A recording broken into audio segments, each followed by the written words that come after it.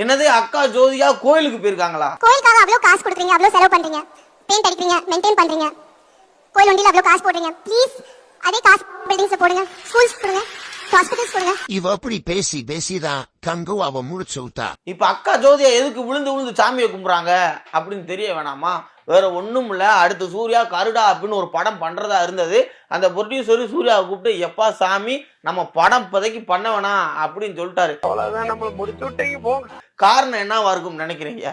ஒரு நல்ல கதை, கிட்டத்தட்ட பல்லாயிரக்கணக்கான டெக்னீசியன் வேலை பார்த்திருக்கான், பல்லாயிரக்கணக்கான மேக்கப் ஆர்டிஸ்ட் வேலை பார்த்திருக்கான், பல 100 கோடி போட்டு படம் எடுத்திருக்கான். தமிழ் சினிமா அப்படி ஒரு படத்தை பார்த்ததே கிடையாது.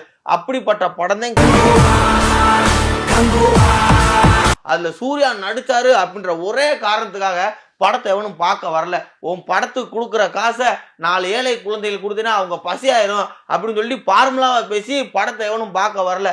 இவனை வச்சுக்கிட்டு நம்ம படம் பண்ணோம்னா நேரா சுடுகாட்டுக்கு தான் போகணும் அப்படின்னு சொல்லி அலர்ட் ஆகி டைரக்டர் வேணாம்ட்டாப்ல. இப்படியே போச்சுன்னா நம்ம புருஷனால படம் நடிச்சு பொழைக்க முடியாது அப்படின்னு தெரிஞ்ச ஜோதியா கோயில் கோயிலா போறாங்க. அதாவது வேற ஒண்ணுமே இல்லை, திராவிட மாடல் இந்துக்களை வந்துருவாங்க, வந்துட்டே சொல்லுவாங்க எங்க கட்சியில 80% இந்துக்கள் இருக்காங்க அப்படின்னு சொல்லு. அதே மாதிரிதான் நானும் இந்துக்கள் தான் அப்படின்னு ப்ரூவ் பண்றாங்களாம் மேடம் ஜோதியா.